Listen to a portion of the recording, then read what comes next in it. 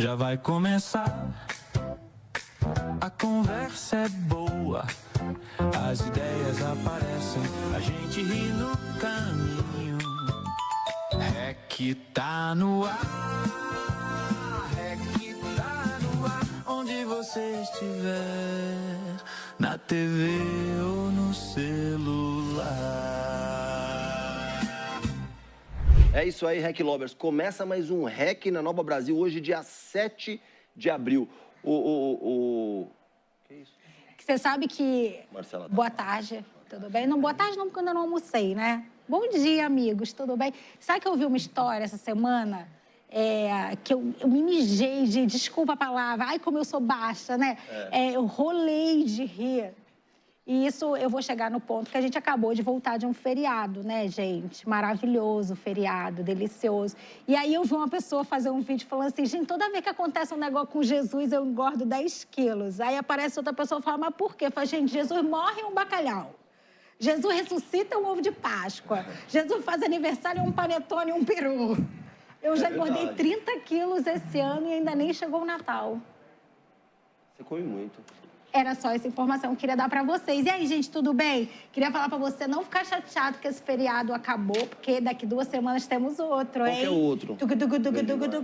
Tiradentes, dia 21 de abril, é verdade. Que caiu o quê? Numa terça-feira, ou seja, vou mudar uma enforcada aqui também, né? Nada, a gente vai gravar antes. Não é verdade? Aí entra no assunto do assédio moral. Por quê? Porque eles estão me fazendo trabalhar num feriado que não pode acontecer isso, não é mesmo, meu amiguinho? Foi pra lua ontem? Não, né? Já posso falar? Pode. Só para não ser crime. E aí, eu tava vendo que chegou a Artemis 2, você viu uma nova espaçonave? Você viu só? Uma nova missão espacial chegou na Lua e já mostrou o lado escuro da Lua. Pois é.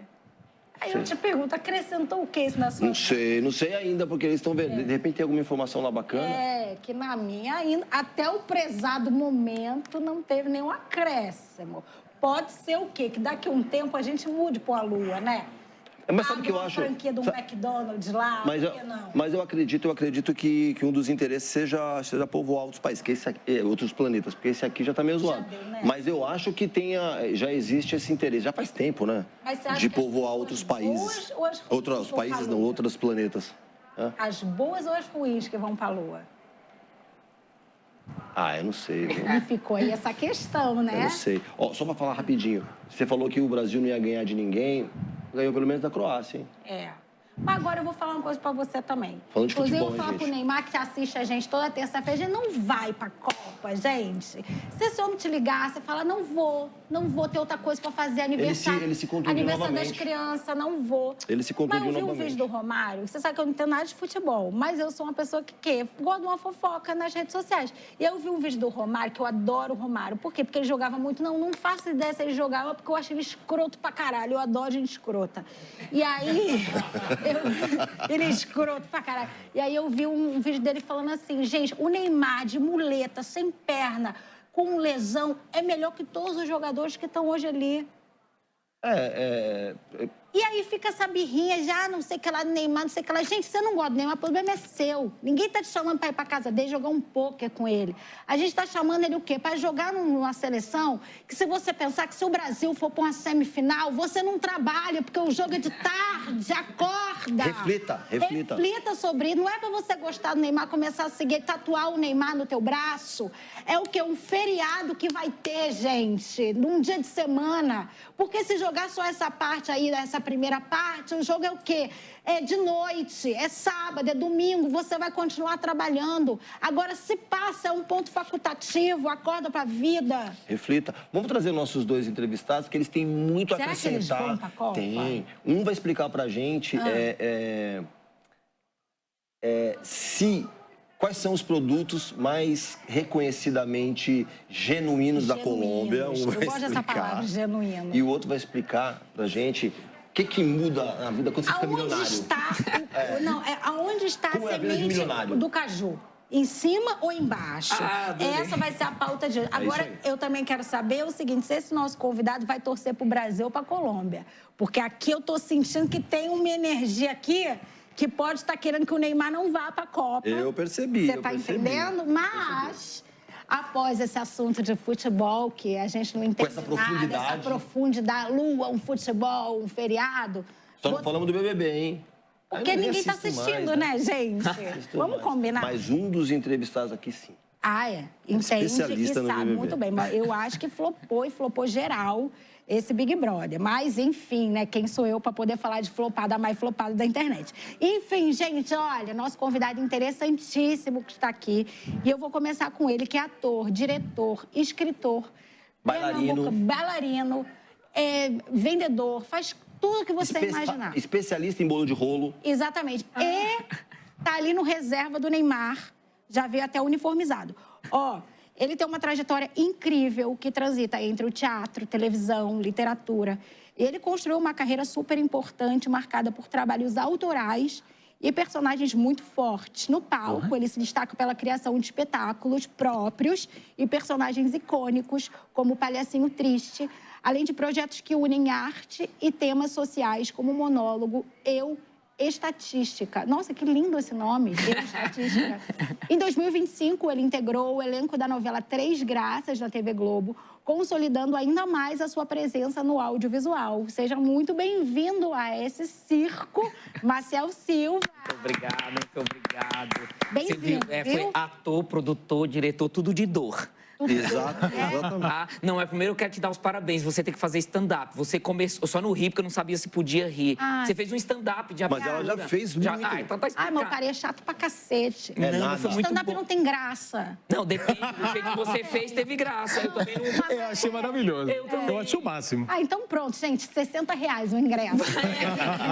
Você faz um stand-up sentada, conversando com esse teu humor. Me leva pra trabalhar com você, Vamos, pronto. eu escrevo um texto pra você. Já consegui um emprego Já tem aqui. um trampo. Ai, graças a Deus, vou largar o Emerson, Não, é gente. muito legal. É o dia mais feliz Mas da minha vida. Obrigado, gente. Obrigada, eu adorei o convite, porque eu assisto, reclamo, eu assisto no Multishow, assisto aqui, adoro ver os bastidores, quando vocês mostram das publicidades. Eu assisto de verdade. Olha só. Ai, Então, nossos amei o milionários convite. são tão olha legais, só. né? É. A gente tem um telespectador. Dois. Não. Você e o Fernando. 3. Três. Peraí, não vem não, hein? Isso aí, ó. Deixa eu trazer esse outro telespectador, entrevistado, convidado milionário para essa conversa. Ele tem mais de... Aqui tá falando 30 anos, Não. eu acho que é menos. 4 anos. 4 anos de experiência em Quatro, liderança criativa, tanto no Brasil quanto no mercado internacional. Ele já passou por grandes redes como a Ogilvy, Havas, Publicis, DDB e Laundry Service. Nos Estados Unidos, ocupou posições de destaque como Global Head of Creative do Snapchat e VP Global de Marketing e Ativações da Amazon Prime Video Studios. Toma essa pra você. Uau! Toma essa para você. Com mais de 300 prêmios internacionais e participações em festivais como Cannes Lions e SXSW, sua carreira é marcada por projetos multiculturais e pela construção de marcas em escala global. Hoje ele é CCO da Lola TBWA. É um prazer ter você aqui com a gente. Meu amigo Léo Macias. Ó, Caramba!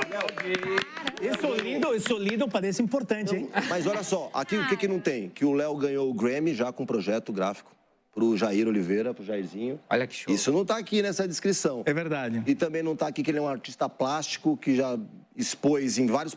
Nova York, fora o Brasil, né? Nova York, França, Cannes, em Bogotá, na Colômbia, que eu fui ver essa exposição. Então, assim, é um multiartista e milionário. Opa, peraí, Deus te usa, hein? Mas, é colombiano, mas começou a trajetória, assim, pelo menos fortaleceu a trajetória em Goiás. Goiânia Em especificamente. Goiânia, conta pra gente a força do sertanejo na sua trajetória. Felipe. Não, eu só queria falar, antes de mais nada, que isso lindo se vê legal pra caramba. Minha mãe tá assistindo de dia, são 4. Qual o nome da sua mãe? Ana Cecília. Mamãe Dona Ana Cecília, obrigado ó. pela audiência. Cara, ela... Filho importante que você tem, rapaz. Não sei se ela vai assistir o da próxima semana, mas esse ela vai Fala, assistir. olha que filho importante que você tem em colombiano.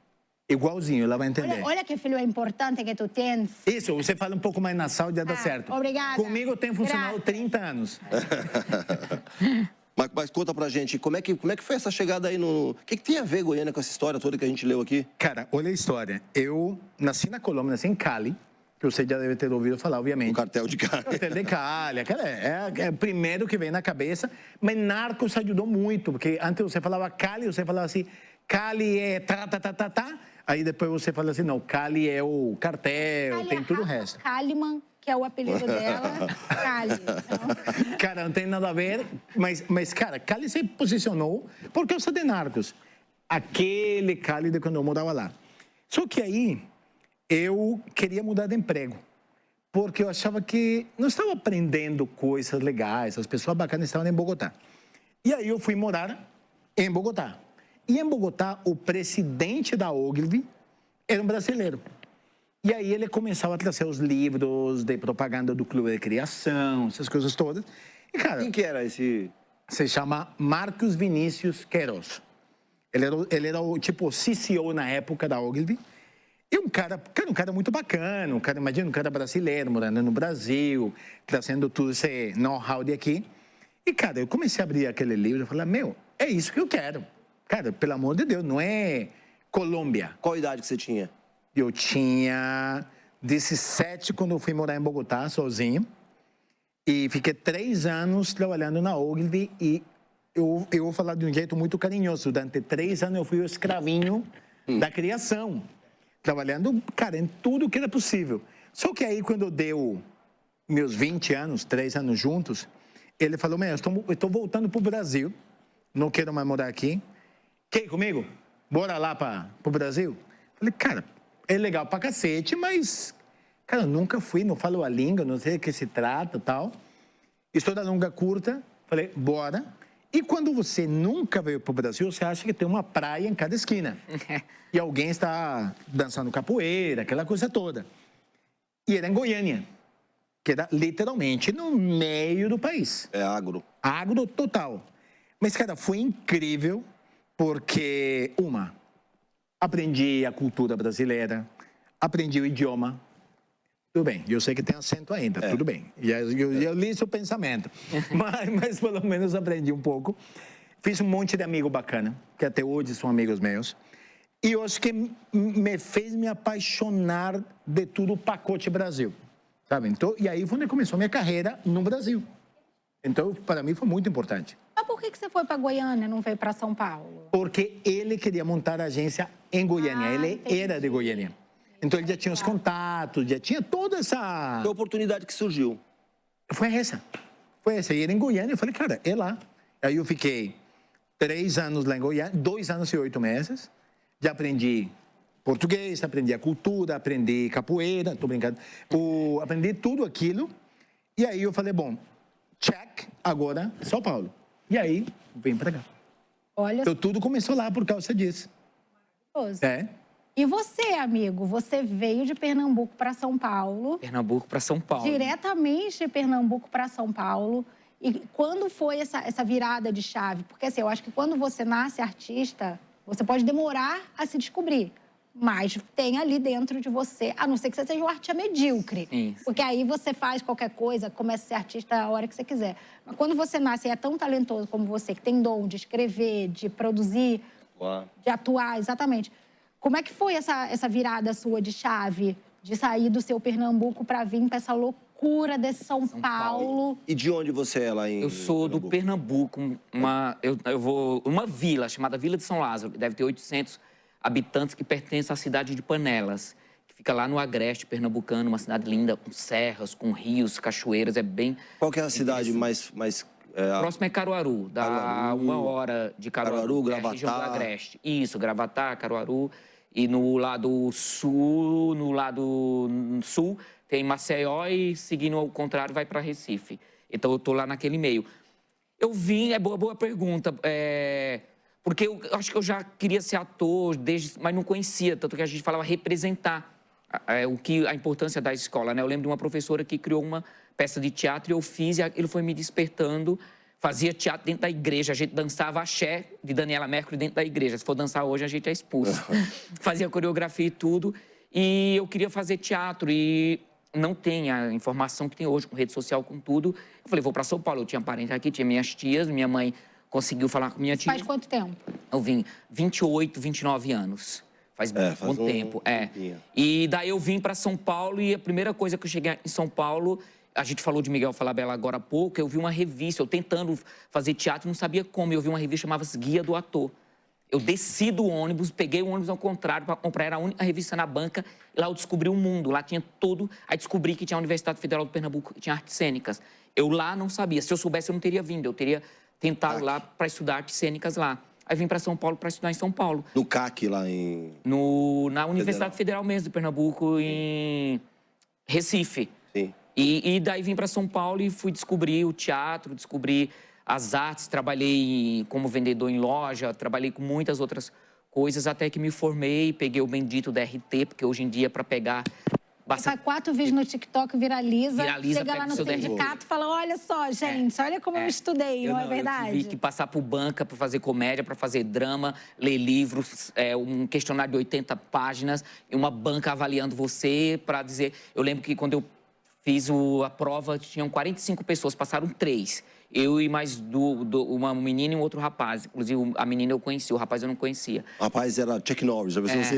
Passamos nós 3. Era uma coisa incrível, assim, a sensação de pegar o registro, porque era bem difícil. Eles eram grossos, ignorantes. Falo mesmo, eram tudo ignorantes. Quem estava na sua banca? Fala aí. Não Mas posso falar. eu não sou assunto, Eram os avaliadores do sindicato. E tinha uma atriz conhecida e um ator conhecido que eles traziam várias figuras para avaliar você. E você tinha que fazer uma comédia, um drama, e depois um solo e um diálogo. Você tinha que ter contrastando outra pessoa para ver se você era capacitado para aquilo. Aí tinha que fazer uma prova com 80 questões sobre legislação trabalhista. Tudo isso em quanto tempo? Não, era um processo que levava 6 meses para até você conseguir o DRT. Entendi. Hoje em dia é uma dança, viraliza e você pega. E fui fazendo e comecei a trabalhar. E montei a produtora, montei o escritório e tô aí. Em quanto tempo você conseguiu se profissionalizar? Olha, o primeiro... Quando você chegou em São Paulo? Em 98, né, eu cheguei em São Paulo com 16 anos. Ele falou da idade dele, que foi para Bogotá. Eu cheguei em São Paulo com 16 anos e com 22 anos eu estava formado. Eu fiz o primeiro curso em 98, aí o profissionalizante em 99... Aí saí do profissionalizante em 2001, que eu não tinha condições de pagar o estágio. Fui tirado da escola, tirado literalmente. Falou, aqui não é obra de caridade, aqui tem que pagar. Eu venho de uma família muito pobre, muito humilde, e não tinha como pagar aquilo. Aí eu optei fazer a banca. Porque você chega no final, você faz o estágio e pega seu registro. Ou você opta de outra forma. Eu optei pela banca, porque o estágio era muito caro e não tinha como pagar mesmo. Até que larguei tudo, falei, vou fazer só teatro. Aí, em 2023, eu fiz meu primeiro cadastro na Globo. Em 2024, fiz meu primeiro espetáculo. E daí, descobri um mundo para fazer teatro para a empresa. E atendi grandes clientes, que vai desde o Itaú, a Petrobras, a Unilever, fazendo teatro para funcionário, treinando. E daí, eu fui aprender a mexer com as leis. Então, eu sei fazer na lei, eu sei colocar dentro do sistema, sei captar... tem um projeto, meu livro foi patrocinado por uma empresa através da lei. Mostra aí pra gente. Pode mostrar? Claro.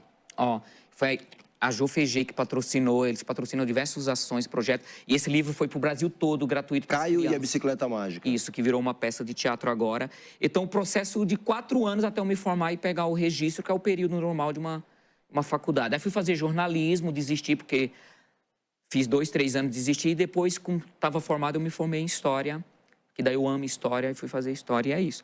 E... existe vida para o ator acha que é só ir para a TV Globo, para outras emissoras, ou para o cinema. Hoje em dia tem os streams, mas existe um mercado gigante para ator fora. E eu descobri isso fazendo esse teatro. Viajei o Brasil inteiro fazendo espetáculo fechado. Fiz espetáculo em Portugal. Então tem um mercado que dá para fazer além da TV. Sim, além da... porque ainda tem isso, né? Se você não é um artista que está na televisão e não está no TikTok... Você é um artista independente, Sim. faz seu corre, ganha seu dinheiro, mostra seu trabalho. As pessoas ainda não te valorizam, né? Exatamente. Ainda te perguntam, mas tá, e quando você vai pra Globo? Né? Total. Mas que dia que você não tentou uma coisa lá, sentar num colo do Wolf É injusto, Maia? né? É injusto. É muito injusto. É muito injusto você fazer isso com uma Pergunta pessoa. todo mundo. Não, e agora eu não estou no grupo do condomínio. Aí me viram na televisão e começaram a jogar no grupo. E várias pessoas particular foram me chamando. Aí eu entro no elevador, a moradora, eu moro no 16º, o último é o 17º, ela deu de cara comigo. Lá, então eu vi você na Globo. Nossa, é fácil, eu não sabia que era tão fácil pra Globo. Aí eu respirei. Ela não merece responder. Aí eu falei, é muito fácil, se você quiser eu te dou um endereço. Tem uma aqui na Berrini, tem uma escritório da Globo. Vai lá, boba. Falei desse jeito. Eu levei anos tentando a Globo, eu fiz muitos testes. E daí Fiz uma participação na Globo em 2020, bem no auge da pandemia, e não mais. Você fez o que lá? Eu fiz o Salve Quem Puder. Eu fiz uma cena com 2 episódios. Eu participei com a Débora Seco e com a Vitória Estrada. E a outra protagonista, me falha o nome agora. E daí parou, e daí não consegui nada, teste nada. E daí o Agnaldo Silva, com quem eu trabalho, adaptei a obra do Agnaldo, dou aula de teatro na casa dele, na Asa de Arte que ele tem aqui em São Paulo. Conhecia meu trabalho e criou essa personagem para mim, que é o Feliciano.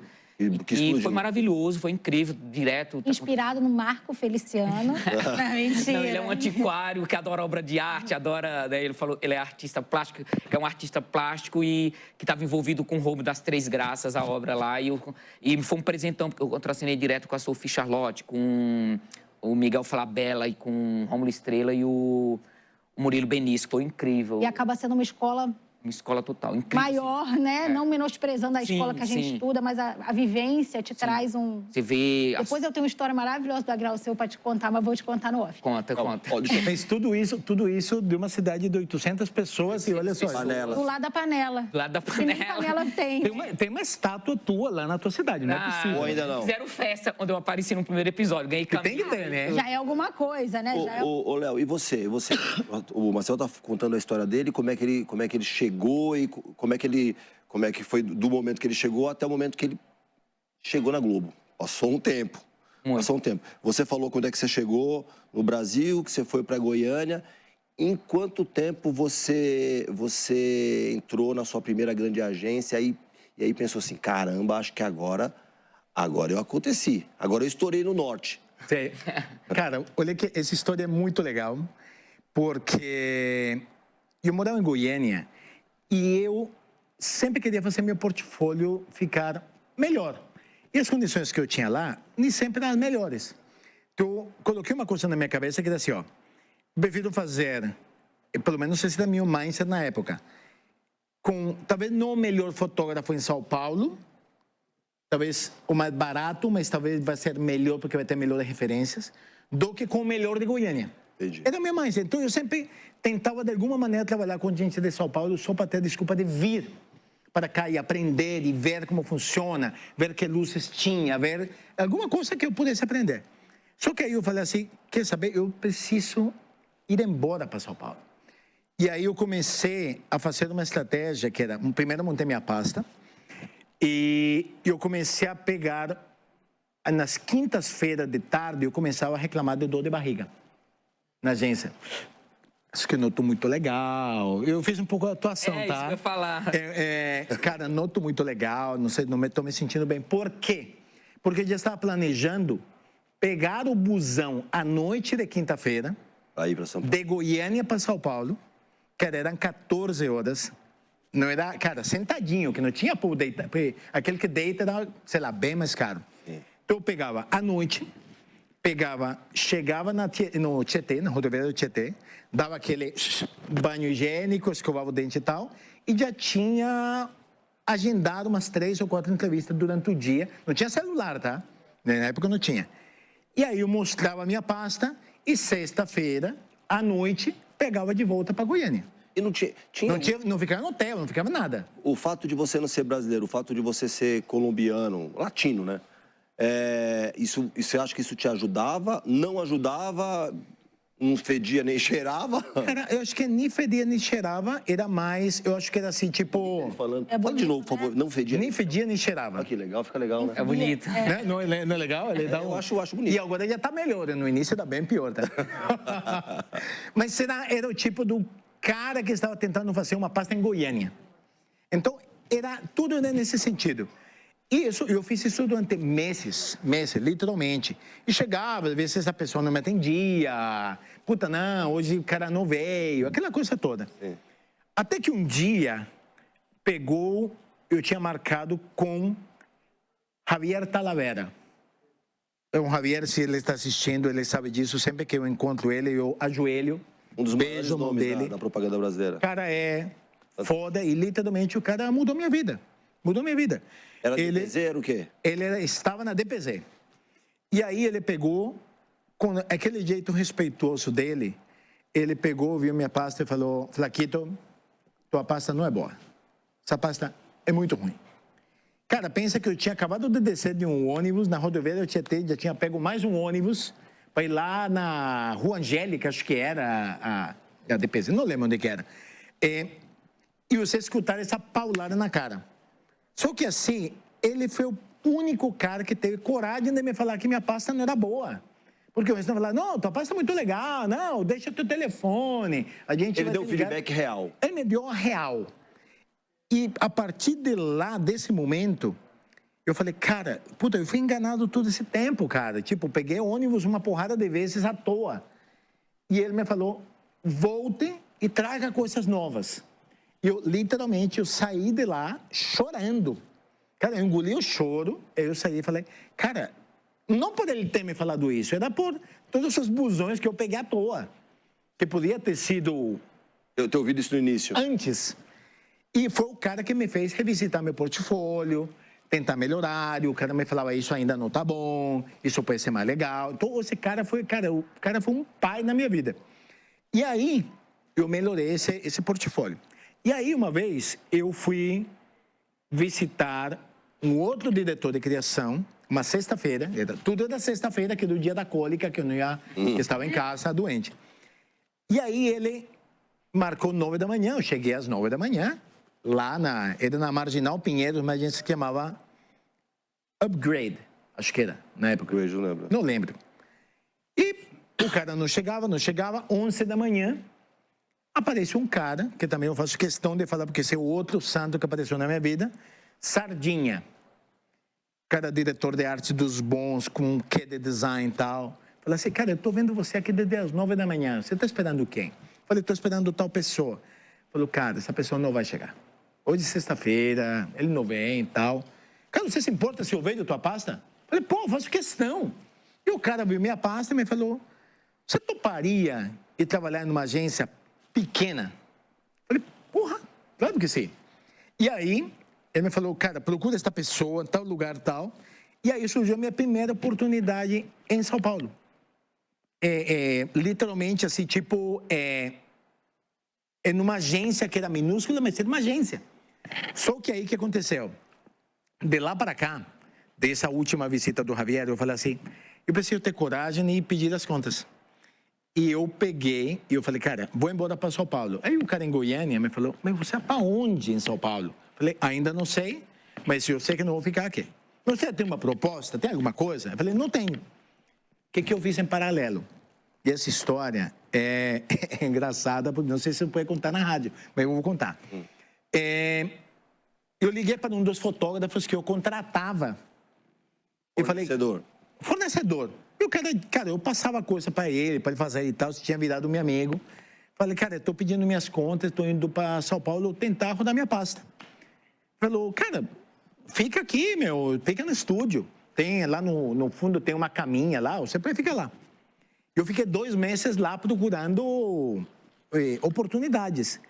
O que eu não sabia é que ele fazia estilo, fazia foto de remédio, fazia essas coisas, só que ele não conseguia ganhar dinheiro suficiente ali. Então ele fazia pornografia. Ele fazia. Foi aí que a gente se conheceu, né? Foi aí que a gente se conheceu. Na pornografia. Cara, um dia estava lá, fim de semana, eu ficava lá naquele quartinho lá, e ele me falou, hoje vai ter uma sessão de fotografia à noite e tal, então se você quiser sair para dar um rolê e tal, não tinha dinheiro para sair para dar um rolê. Então eu falei, não, eu vou ficar aqui mesmo, vou fazer minhas coisas e tal. E aí deu 10 da noite e começou a sessão de fotografia. Nessa época eu lembro que os flashes, tinha aquele carregador que demorava, sei lá, 1 minuto. Lembro. 1 minuto para carregar. Só que entre cada carregada do flash dá 3 gemidas. Falei, o que está acontecendo aqui? Tem alguma coisa muito estranha. Não abri a porta de jeito nenhum. Falei, sei lá o que está acontecendo lá.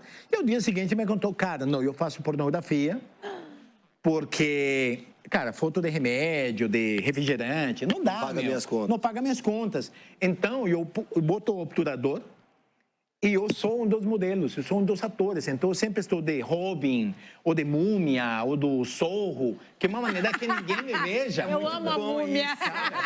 Então, assim, tudo isso, todos esses perrengues, e muitos mais. Até que esse Sardinha me indicasse para aquela agência. E aí, outro cara que eu também faço questão de falar, o Hermes Ursini, que era o fundador da Light Comunicação, me deu minha primeira chance aqui em São Paulo. É isso, Olha, hein? Não, é legal, a gente tá terminando esse primeiro bloco, mas antes da gente ir pro intervalo aqui, acho que vale frisar o quanto é importante a gente acreditar e investir nos nossos objetivos, no nosso sonho, né? Porque você pode olhar para a história do Maciel, por exemplo, e falar assim, mas ele ficou um tempão em São Paulo testando porque ele tinha família, uma casa. Cara, você largar a sua casa, largar a sua vida, o bem ou mal, o que é seguro ali, o confortável, para experimentar, para buscar o novo, para buscar o melhor e não aceitar. E não aceitar menos do que isso, não é para qualquer um, acho que fica a lição para todo mundo. Mesma coisa do Léo, saiu do seu país, veio para São Paulo, recebeu uma oportunidade e continuou buscando e passou pelo pornô e tudo. Essa breve passagem. Essa breve passagem, mas assim, eu acho que fica essa lição aí de você acreditar, de você investir e hoje em dia é muito mais fácil, hein? Hoje em dia muitas vezes você não precisa sair, porque com o digital você consegue acessar bastante gente, consegue fazer um portfólio em casa com o celular, então assim... E é bom para mostrar para essa geração Z também o que chama perrengue. Existe esse negócio que a geração não conhece, né? Perrengue. Procura no Google. Hoje em dia os atores não saem mais de suas regiões. Eu tenho amigos que voltaram de volta e daí precisa, vem de lá, já vem atuar, grava, volta para lá. É outro momento. Era impossível. É outro momento. Então fica essa lição. Agora, você que está com a gente aqui no digital, você vai ficar com uma cena do espetáculo Eu Estatística, do Maciel. Oba. Incrível. Exatamente. Você vai vê-lo no palco atuando. E daqui a pouco a gente volta e aí a gente vai falar sobre essa trajetória de milhões aqui. Senhoras e senhores desta arena, me atire às pedras, me atire aos leões, me enterrem, fechem a minha lápide e escrevam: aqui jaz um homem. O que vocês veem? Vamos. O que vocês veem? O que vocês veem? O que vocês veem? Um ET? Um homem? Uma mulher? Eu tenho alguma anomalia? O que eu tenho de diferente? Eu sou apenas uma bicha, porra! Eu sou igual a todos vocês! Mas vocês nos tratam diferente, como se não fossem seres humanos. Eu sou igual a vocês. Eu tenho dente como vocês, eu tenho olho como vocês, cabelo. A dor que eu sinto é igual a de vocês. A lágrima que escorre do meu olho é igual a de vocês. A merda que eu cago é igual a de vocês. Só que vocês nos matam como se eu não fosse como vocês. Eu sou filho de uma mulher, como todos vocês. Eu tenho alma como alguns de vocês. Só que vocês nos tratam diferente. E são pessoas como vocês que fazem com que a gente se mate. Com que a gente volte pra lama. Com que acabamos com nossas vidas. Mas não deixamos isso acontecer. Porque como diz Rita Lee, tudo vira bosta. Tudo é bosta. Só as bostas de vocês querem ser mais importantes que a nossa bosta. Não devemos baixar a cabeça para essas pessoas. Estamos de volta com o REC na Nova Brasil, hoje recebendo Léo Macias, CCO da LOA, da TBWA, e Maciel Silva, ator, escritor, produtor, bailarino, diretor, maquiador. Tudo de dor. Tudo de dor. Vamos tirar a dor dele.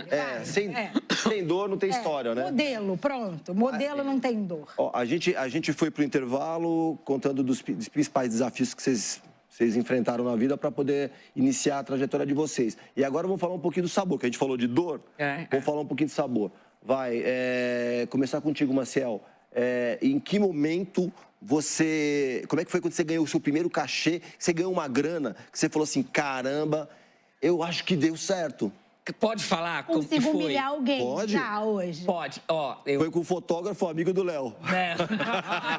Não foi com múmia? Eu se vi ele lá performando sem roupa, eu falei, acho que eu já vi isso. Acho que ele já esteve lá no estúdio aí. Ó, eu tenho 2 momentos de primeiro cachê e eu não tenho vergonha nenhuma de falar. O meu primeiro cachê foi, tipo, acho que R$60. E eu vou falar, não tem problema, vai ao ar, se der polêmica, deu. Lembra do Fala Que Eu Te Escuto que tinha na Record? Pode falar? Amo, É um clássico. Amo. Uma agência me chamou, falou, Maciel, eles precisam de uma simulação lá. Vai dar polêmica, mas eu vou falar. Simulação. Pois é, era simulado, tá bom? Aquelas histórias. Não acaba com a nossa E eu era a história de... Eu era um... Você recebeu um espírito? Não recebi um espírito. Eu era um casal que tinha problema com a mulher que ia dar um depoimento e convidava as pessoas para ir para uma reunião. Aí ela me ligou, eu falei, cara, é televisão, precisava fazer televisão, precisava entender isso de câmera. E eu fiz, e foi incrível. E o diretor falava, tem que chorar, porque o povo em casa tem que acreditar que é choro. E a gente chorava, se emocionava, ganhei R$60. Foi meio feliz da vida. Rede nacional, hein? Como era gostoso. E as pessoas viram em todo lugar passando aquilo. Esse foi o primeiro cachê de televisão. O primeiro cachê de teatro foram R$30, uma peça infantil que eu fiz, que foi a coisa mais incrível. Por isso tem a história do palhacinho triste, porque eu fazia palhaço, só que as crianças se assustavam com palhaço. E palhaço, acho que você nasce para ser palhaço, não se estuda, não sei, não tem curso para palhaço, acho que você tem que ser palhaço. E eu fazia esse palhacinho, tanto é, depois eu criei uma história chamada Palhacinho Triste, ganhei prêmio, viajei usando minhas histórias com palhaço. Eu entrava em cena, as crianças choravam com palhaço. E eu ganhei R$30, comprei uma mochila de lona para eu carregar, foram os melhores presentes da vida. Mas o melhor, a sensação boa mesmo, isso foi, eu tô falando de 2004, 2005, foi 2006. Quando eu peguei um cachê gigante, assim, para um trabalho que eu fiz para a Unilever como ator. E daí, gente, a possibilidade, eu podia comprar passagem de avião para voltar para o Pernambuco, encontrar minha família. E eu voltei, assim, tipo, sabe a história de Tieta voltando para o Agreste? Cheio de ouro, né? Voltei um presente para todo mundo. Eu tava com uma propaganda na TV, uma propaganda no programa do Raul Gil. Eu tava fazendo faculdade de jornalismo. Eu tinha acabado de abrir minha empresa, que é a minha produtora, que é o Grupo Botija. E voltei assim no céu. Então essa sensação desse cachê assim foi em 2006, quando eu voltei e essa alegria toda. Mas é muito bom ter isso. Eu tenho tudo isso registrado. Eu tenho até o recibo do Fala Que Eu Te Escuto ainda. Ai, que maravilha. Eu sou aquele que guarda, que gosta Isso, disso. Eu escrevo, né? Então, Bota no eBay que isso aí custa uma grana. né? Aqui no Brasil. Ganha uma grana, hein? Né, já Léo, pensou? e você, Léo? E você? Quando é que você chegou numa agência pequena, e aí, ok, entrou no mercado, mas ainda estava longe de você conseguir pagar suas contas e sair do set de pornografia. Que momento... Isso é uma vida verdade, tá ligado? Né? Em que momento que você falou assim, caramba, eu acho que eu tinha razão, hein? Eu acho que eu sou bom, acho que eu consigo viver disso, acho que eu consigo viver bem disso. Acho que tem duas respostas para isso. A primeira foi, quando eu morava em Cali, eu queria sair da agência onde eu estava porque eu ganhava muito mal e eu achava que eu merecia mais. Porque eu fazia, eu fazia de tudo, literalmente. Na época não tinha computador, era outro tipo de direção de arte. E eu lembro que eu ganhava R$90. E a gente tinha feito uma concorrência por pensa que é o seguinte, como se fosse um novo bairro que está abrindo na cidade. E a gente ganhou com uma campanha que tinha sido feita por mim, literalmente. Com minhas limitações sem computador, sem nada. Então, eu peguei e eu fiz... Como é que chamava aquela profissão? Era o diretor de arte, mas... É um pastap, né? Pastap, que você recortava as letrinhas para montar isso que a gente faz no computador aí. Cara, eu vou te falar, só fazendo um parêntese nisso aí, a campanha que ganhou era porque... Eu falei assim, cara, a gente não tem computador, isso aqui, não sei como... Ela nem tinha, na verdade, não é que não tinha na agência, não tinha.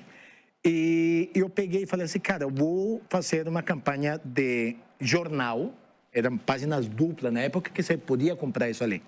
Então eu peguei uma foto de um casal se abraçando, eu peguei com estilete e recortei... Esse casal não é aquele do Fala Que Eu Te Escuto? É aquele que está vindo agora. É isso aí. Ele tava fazendo Cara, o site pornô. É isso aí. Periga aquele casal. Só que eu recortei com estilete e eu fiz cópias. E eu peguei, literalmente, colocava, como era o que eu sabia fazer, então era isso. E eu peguei e enchi a mesma foto. A mesma foto. E no jornal inteiro ficou parecendo uma peça de arte, na verdade. E embaixo dizia... Aonde os abraços vão se encontrar. Aí outro de um beijo. Beijo, beijo. É o mesmo beijo. Cara, é do que eu podia fazer. E a gente ganhou a conta com isso ali. Eu falei, agora sim, vou aumentar meu salário. E não aumentaram, eu saí procurando emprego. E aí, quando chegou a oferta, eles falaram, a gente tem uma oferta para fazer E a oferta eu ganhava 90, equivalente a 90 reais. A oferta são 400. Eu falei assim, nossa, enriqueci. Puta, enriquei, né? Enriquei. 400. Beleza, contei pra minha mãe feliz da vida, caramba, que legal. Deu, sei lá, 5 dias depois, me fala assim, ó, a gente quer saber se você tem algum dia específico que você quer viajar para começar. Eu falei, mas viajar para onde? Não, seu emprego é em Bogotá. Falei, ok, era o que eu queria na verdade, mas tipo, fui para Bogotá com os 400, eu me dei conta que esses 400 eram menos do que os 90. Porque lá eu estava saindo da minha casa. Sim, custo de vida aumentou. Puta, então eu fui morar num quartinho no fundo de um casal, aquela coisa toda. E então esse foi meu primeiro grande aumento de salário, que não foi nem tanto assim. Mas eu acho que uma coisa que me deu muito orgulho foi, e não foi nem leão, eu fiz uma campanha que era para um absorvente feminino, estava na Publicis já aqui, e eu tinha uma ideia que era, cara, toda a campanha do absorvente feminino era sobre a absorção. Até hoje um pouco a mesma coisa. Eu duvido alguém ter coragem de pegar um absorvente, colocar o Neymar falando, e aí, tá de Chico? Compre! Tá pronto, a semana passada vai ser vinculado, né? Bom, só sei que eu fiz uma campanha super linda, artística de novo, era, inclusive, quem fotografou foi Maurício Narras, tudo. E essa campanha foi aprovada, era Procter, e aí eles me deram um bônus por causa dessa campanha. Não tinha leão, não tinha nada disso. Era uma campanha de verdade, um produto super difícil, me deram um bônus e me aumentaram o meu salário. Então, assim, essa campanha foi a que para mim foi me falar assim, caramba, agora sim. Agora sim. Agora estou me valorizando. Agora está me valorizando. Então, essa campanha específica, eu tenho até hoje o negativo da campanha. Era Always.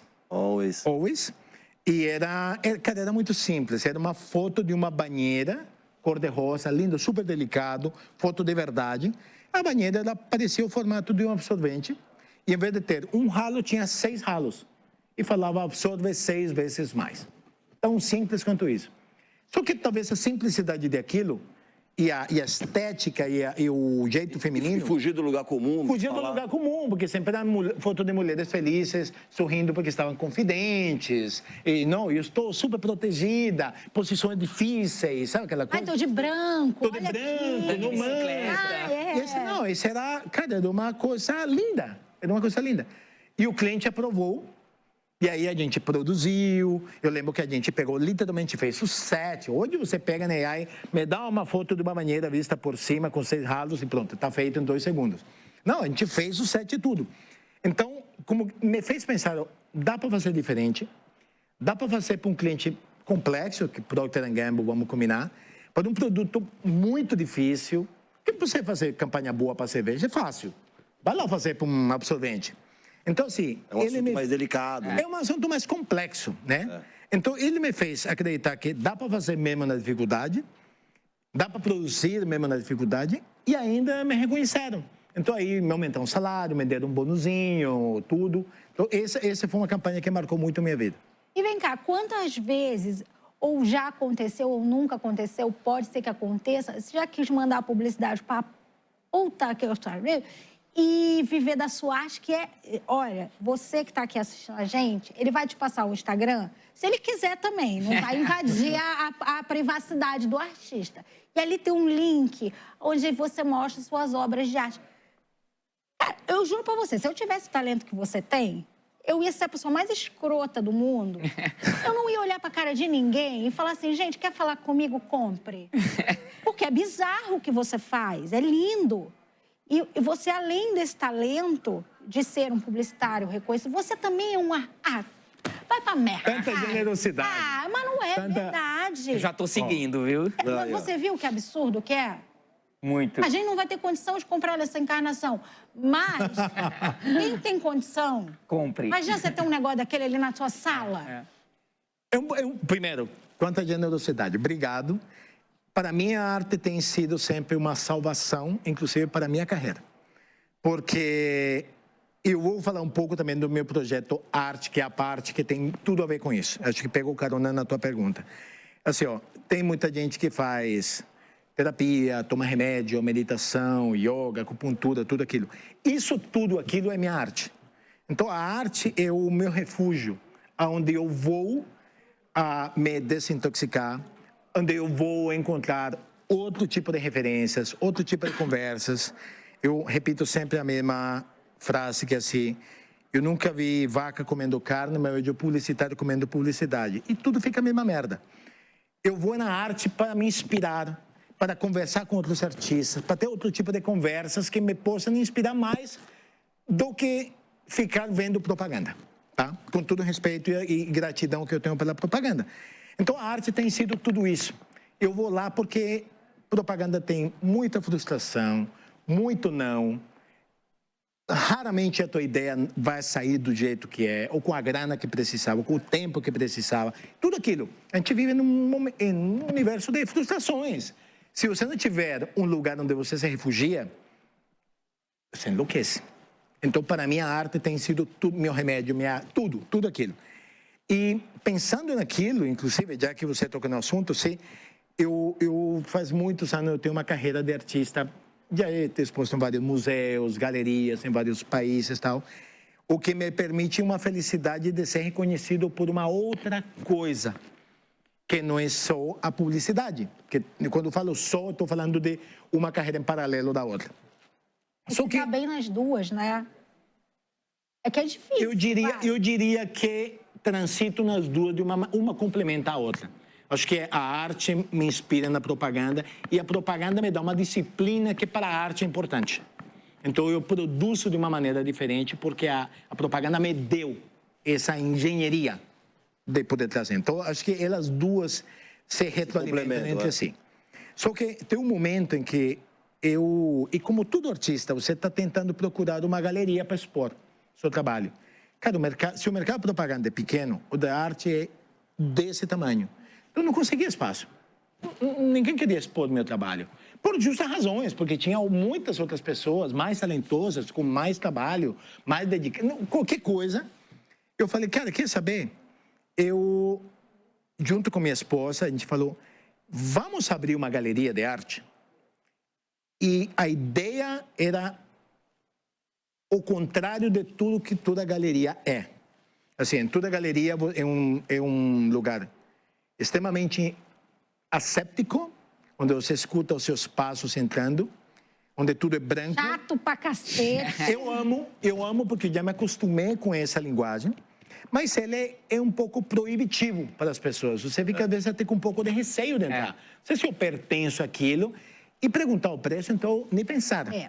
Então, a gente falou, caramba, vamos fazer o contrário de tudo aquilo. A gente abriu uma galeria, a gente comprou um apartamento gigante aqui em São Paulo, onde a gente pegou no meio do apartamento, você visitou algumas vezes, a gente fez um cubo de vidro grande, onde aconteciam as exposições e as vernissagens que a gente fazia na sala. Não era um apartamento com arte, era uma galeria de arte dentro do apartamento. Por quê? A Part Gallery. A Part Gallery. Por quê? Porque essa foi várias coisas ao mesmo tempo. Uma, retribuir de alguma maneira a generosidade que a vida tem tido com a gente. Devolver é importante. Então, a vida nos tem aberto muitas portas. Por que não a gente fazer a mesma coisa? Então, a gente abrir as portas, literalmente, da nossa casa para receber artistas que não encontram espaço numa galeria de arte. Isso foi legal, né? Ele aproveitou a dor dele e abriu para os outros também. Mas tinha um preço ali embaixo? Tinha. Isso é importante. Tinha, e vou te falar, inclusive, coisas que são legais desse modelo. A outra era, vamos priorizar artistas de propaganda. Por quê? Porque é uma maneira de essas pessoas, esses criativos de propaganda, que muitas vezes nem expõem, mas são grandes artistas, coloquem seu trabalho nas paredes e tenham orgulho daquele trabalho criativo. É a experiência de expor, né? Claro. Então, isso também era importante e era também uma contribuição também com a indústria da propaganda. São artistas que mostram o seu trabalho e que, de alguma maneira, vai reduzir um pouco essa frustração que a publicidade nos dá. Então, essas duas coisas estavam nisso aí. A terceira era que o artista que vive só da arte, se ele não vende, ele não paga a escola do filho. Simples assim. No meu caso, e no caso de vários artistas que são publicitários, o dinheiro vem da propaganda. Então, ele se alimenta disso, se vende ótimo, mas ele não depende daquilo. Então, a gente começou a trazer também artistas que não tinham galeria, mas que precisavam ter um recurso entrando. Então, a gente fazia assim, democratizava a arte. Democratiza, porque continua existindo a parte. E como foi isso? Era, você entrava, você queria comprar uma obra. A obra custava, não sei, 5 mil reais, vou chutar qualquer preço. Você falava, eu amei, mas eu não tenho esse dinheiro. Não tem problema. Me paguem 5 vezes. A gente pagava à vista o artista que precisava desse dinheiro e a gente resolvia a dívida. Bacana. Ah, que legal. Então, dessa maneira, primeiro, os artistas amavam trabalhar com a gente, porque era uma coisa que não era um modelo de negócio. A gente não queria ganhar dinheiro com aquilo. A gente queria, de fato, que isso fosse legal. E tão legal foi que terminou. O seu Jorge se apresentou na sala da nossa casa. Quando a gente fez em Nova York, quando a gente mudou para Nova York, fez em Nova York, Maria Gadu se apresentou lá. E a gente começou a abrir para mais coisas. Então, performance, artista de teatro, cantores, lançamento de livro. Você que tinha livro. Existe ainda? Existe ainda. O fotógrafo Múmia. Esse eu não Ficou quis ainda, colocar, tá. porque eu falei assim, não é o momento. Mas quem tem sabe as um fotos, dia, quem sabe. né? A gente depois não vai fechar umas porta fotos vintage. nenhuma. Sabe? Que é uma Por que coisa assim. não? E a gente fez, inclusive, em Cannes. A gente pegou uma vez, em 2018, a gente falou, caramba, Cannes é um evento que é extremamente importante para a propaganda, muita coisa se faz lá, não vou tirar o mérito que Cannes tem, só que a gente sentia, pensamos colocar alguma coisa a mais lá, que ajude a inspirar as pessoas. E a gente pegou e bancou uma exposição em Cannes, a gente alugou um triplex, de frente para o... E que nada é assim, é tipo um quarto e sala, né? Não é nada assim muito acessível. Mas eu vou te falar o porquê. Porque assim, para competir com um evento como o de Cannes, ou você faz... Lá em cima... Tua ambição tem que ser alta, mas teu esforço também. Então assim, a gente falou, se der merda, a gente vai ter que pagar. E foi o que aconteceu, na verdade. Mas tudo bem. Não deu merda porque a gente pegou e fez durante uma semana... A gente fez a exposição dos 25 artistas mais relevantes nesse momento da propaganda mundial que nunca tinha exposto seus trabalhos em lugares diferentes. Então a gente chamou desde David Droga, Susan Cradle, que esse ano vai ser Leão de San Marcos.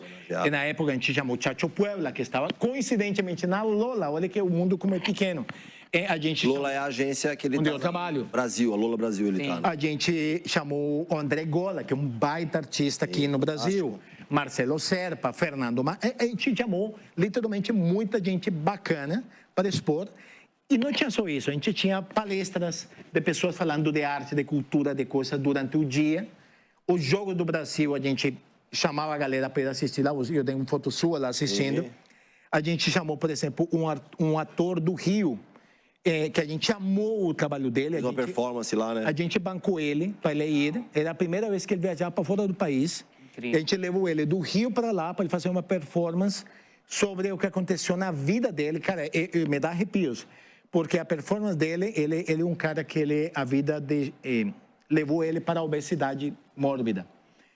Mas isso não fez dele ficar uma pessoa reprimida. E ele contou a história. Eu conto isso porque ele contou lá nesse dia.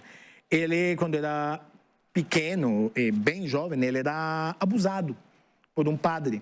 E esse padre dava leite condensado, como meio que suborno, e ele era uma criança. Então, cara, leite condensado, que delícia. E ele fez a performance lá naquela cobertura em Cannes, nu, só coberto com um manto marrom.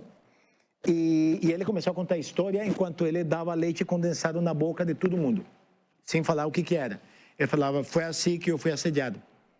E você fala, meu Deus, eu acabo de passar por isso. Ele me levou a essa situação. E no final ele se desveste de tudo aquilo, ele vira uma borboleta e ele renasce. Então, isso permitiu, esse formato arte, respondendo a tua pergunta, ele nos tem permitido fazer com que nossa cabeça se abrisse muito mais, poder de alguma maneira contribuir para a sociedade, para a propaganda, inclusive, com artistas que a gente ajudou a expor.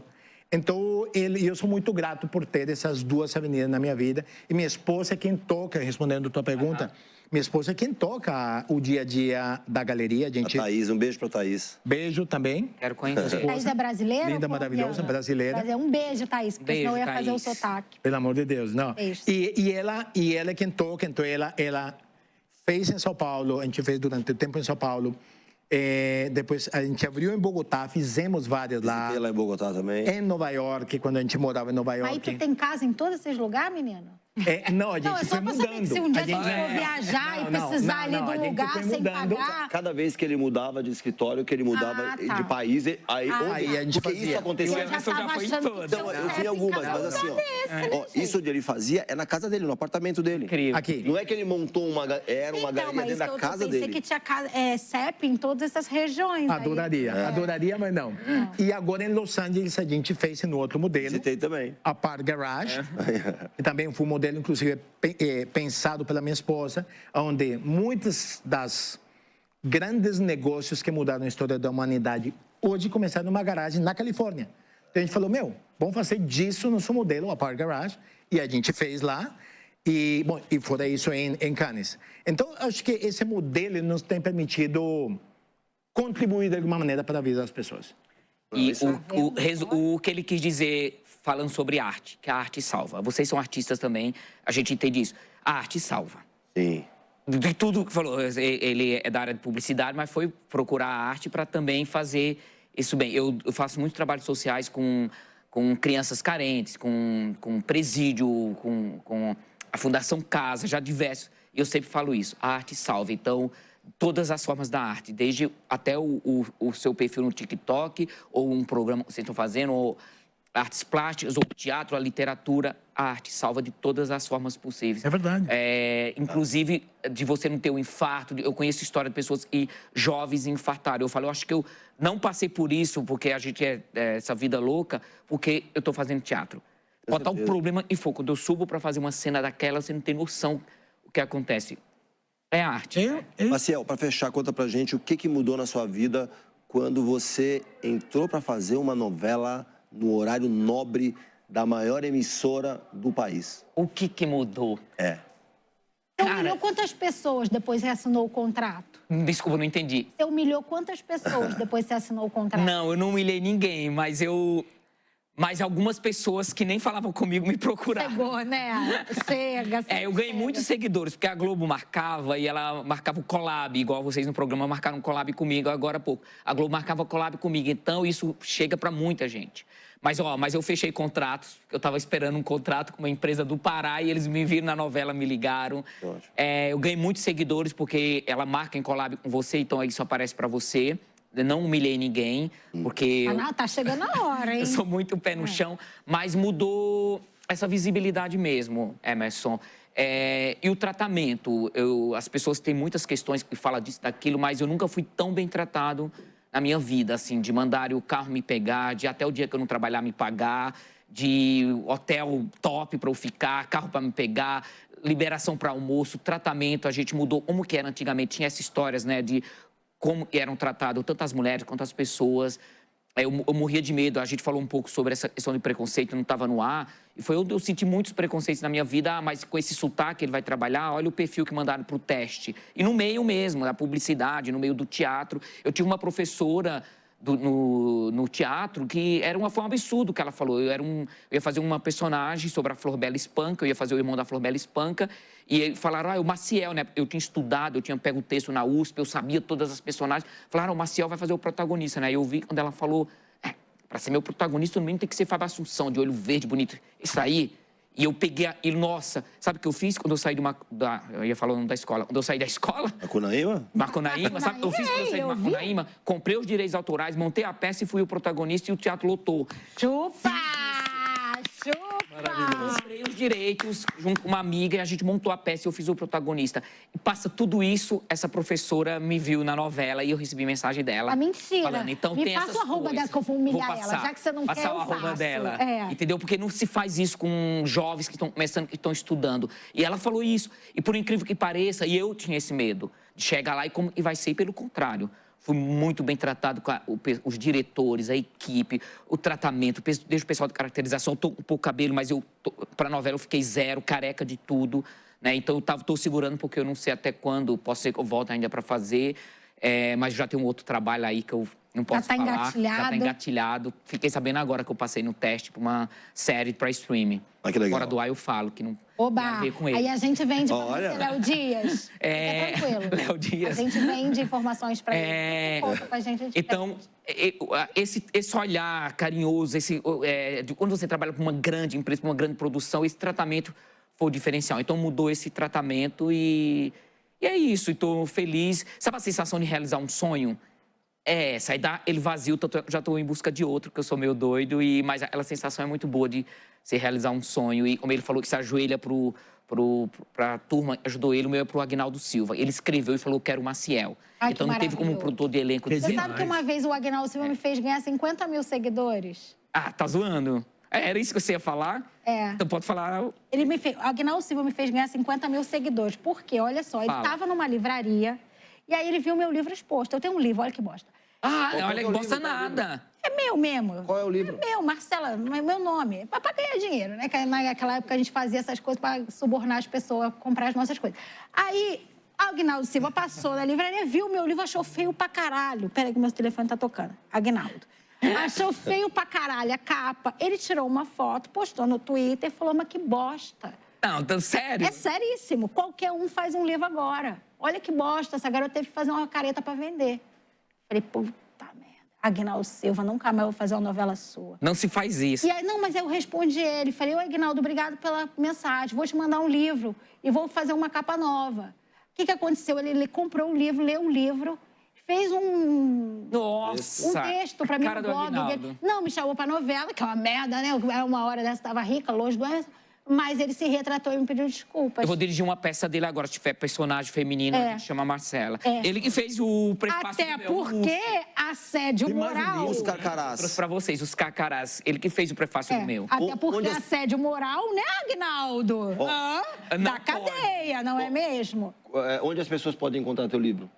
Ah, nem deve ter mais. Vai, Não, mas vai. fala. Não, mas não deve ter mais mesmo. Fala. Põe o link na Ah, sei Amazon. lá, põe lá, Marcela Tavares livro, deve Eu estar quero, eu R$9,90. Não, não compra não, eu te dou, tem um monte Tá. lá em casa. Os carcarás, onde as pessoas podem encontrar? Qual que é a história? Os Carcarás é uma biografia ficcional, que eu peguei a minha história, que eu já vamos escrever a história do Léo, porque é muito bom, o que você contou tudo, você tem que escrever. O meu é uma biografia ficcional, eu conto toda a minha trajetória lá da infância no Nordeste, do Agreste, de minha família, do meu bisavô que foi escravocrata e de minha bisavó que era descendente indígena e formou minha família. A gente vem de uma família muito pobre, muito humilde, passando muita dificuldade, mas tinha recurso. E por alguma coisa esse recurso eu não conseguia desenvolver. Então eu fui estudar, fui pesquisar. Então são 100 anos, desde o surgimento dos meus bisavós até a hora que eu concluí meu livro, uma editora de Portugal se interessou, minha mãe estava sabendo, infelizmente minha mãe faleceu no auge da pandemia de uma forma muito triste e eu termino o livro com uma homenagem para ela, mas ela sabia que o livro estava pronto, que ela ficou super orgulhosa, isso aqui é minha mãe e meu pai na capa. Que linda a capa, Que aliás. bonito isso. Foi um amigo meu, Chico Tomás, que fez, ele cria artes para os meus projetos, essa aqui foi ele também, ele que cria as artes para o meu projeto. Muito bacana. E é uma biografia ficcional, que é onde você pega a sua história e faz um ficcional em cima. Então tem muito realismo fantástico, né? Realismo mágico lá do Gabriel. Do Gabriel, então tem muito realismo fantástico. Aqui o Agnaldo é do realismo fantástico, também eu me inspiro muito no Agnaldo. E é essa história dessa minha família toda. E eu tenho um amigo que leu e ele falou, Marcial, eu vou parar de ler quando chegou a hora de um fantasma. E surge, ele falou, não vou ler, eu moro só e tô morrendo de medo.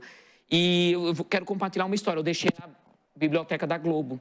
Eu falei, eu vou deixar, vai que alguém lê. E tem uma funcionária da Globo que leu, ela tá emocionada, ela tá chorando. Enquanto eu chegava, e tinha umas 20 mensagens dela falando do meu livro, que ela se inspira muito, que ela viu, que ela tá encantada, que tá chorando, porque contou toda uma história de uma família, mas com essa poesia do ficcional que é. Que coisa linda. E onde as pessoas podem encontrar teu livro? Na Amazon, é só jogar Os Carcarás de Maciel Silva, que tá o link na Amazon. Eu tinha parceria com a editora, mas Qual que é a editora? por conta própria. Agora é da minha própria empresa, Grupo Botija, como ele, né? Não Brigou, te dão né? chance, você cria sua marca. Não te deram uma galeria, ele criou uma galeria muito chique, né? Criou uma galeria. Então, não me deram, a editora não foi legal comigo, então eu criei minha própria marca, mudei meu KNAI, coloquei livros. Aí, ó, olha que sacanagem que o demais. Cezinha fez. Acharam, é maravilhoso. Olha, a sacanagem que o Cezinha Não, sem fez. filtro, é muito ótimo, É. é teu stand-up, tu Aí tá pronto. o Aguinaldo achou muito feia a minha cara, tirou a foto. Eu achei a capa legal pra cacete. Eu também achei. Mas o Aguinaldo não gostou, gente. A gente precisa respeitar a opinião do Mas tudo Aguinaldo. tem um porquê, era pra poder tu ganhar uns 50 mil seguidores. Exato, Aí e falar ele- sobre isso. Aí ele falou, porra, tá feio pra caralho, precisa fazer uma cara dessa pra poder vender um livro, que deve ser uma bosta. Tu sobe na Amazon, isso rapidinho lá, eles te ajudam com todo o formato, com Mas tudo. sabe que eu até cheguei a pensar em mudar a capa por causa do Aguinaldo? Eu, se fosse você, Aí não depois- mudava, tá Não ótimo. faz isso, tá ótimo. Tá cara. ótimo. E você já tem seu stand-up chamado Sem Filtro. Pega Já texto. rodou, não, já teve, é chato pra caralho. É nada, é nada, é nada. Ela tá sério, Não é. Você ela é só- grande, ela tem você quase só 1 não milhão de teve o seguidores produtor certo no pra te YouTube. vender. O quê? É quase 1 milhão de seguidores no YouTube. Você é não grande. teve o produtor certo pra te vender, filha. Ela teve, mas ela fez assédio moral com ele. É, eu humilhava ele. É isso, gente. Então essa é a minha história dos livros. Amamos a sua história. Para fechar, nós estamos Tá no bom, final. Cezé, tira eu daí, porra. Ó, nós estamos no finalzinho do programa, mas tem um espacinho para uma pergunta de autoconhecimento para vocês. Deixa eu começar contigo, Léo. Se você pudesse fazer alguma coisa diferente nessa trajetória bacana que você contou, e sem correr o risco de ser julgado por absolutamente nada, o que você faria de diferente? Eu não sei se eu faria diferente, mas eu policiaria mais, porque eu acho que quando eu saí de Cali para morar sozinho em Bogotá, de 17 aos 20, não tinha família, não tinha ninguém, não tinha nada, e eu dediquei 100% ao trabalho. Então, eu perdi esse momento de pré-adolescência, que você vai crescendo, que você está na balada o tempo inteiro. Eu não tive isso. Então, eu acho que talvez perdi essa etapa.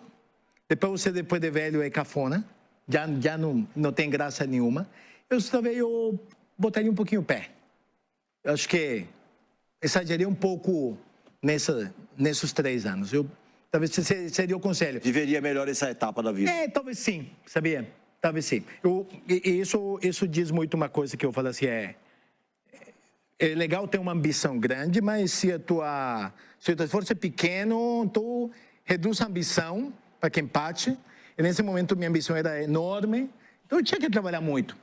Então eu acho que talvez dosar um pouquinho melhor. Seria essa a minha mensagem para esse Léo de 17. Sim, faltou esse viver um pouquinho melhor esse momento. Equilíbrio. Tá. Maciel, você é o seguinte, qual foi o momento mais marcante da tua infância? Porque assim, em algum momento, alguma coisa aconteceu, ou a maneira com que você entendeu alguma coisa mudou a tua vida o suficiente para você sair de panela e pensar, uma panela é muito pouco para mim, eu quero, sei lá, uma cozinha inteira, eu quero... Que momento foi esse que, de repente, te fez raciocinar que aquele lugar era pequeno para tudo que você tinha que viver pela frente? Nossa, aí daí eu, cara, me emociono se for pra falar, porque, como eu falei, a gente veio de uma família muito pobre, muito humilde, e uma família, são 12 irmãos comigo. Eu perdi meu pai com 9 anos de idade, ele tinha 51 anos, veio para São Paulo fazer um tratamento e a gente recebe uma ligação, não tinha telefone, não tinha nada, a ligação vinha para uma cidade, uma mulher trouxe esse recado. A gente acorda, tipo, meia-noite, com ela batendo na porta, dizendo que nosso pai tinha falecido. E a gente ficou sabendo, tipo, 3 dias depois, porque vinha de São Paulo o recado até lá. Inclusive, no meu livro, eu cito que é um momento que uma bruxa invade a porta e diz, ó, tá aqui a maçã, e começa a maçã. E eu lembro que eu fui para trás de casa chorar, e mamãe chorando, e mamãe falou, o que vai ser de mim com esses filhos? Mamãe ficou viúva com 41 anos e tinha 6 filhos pequenos.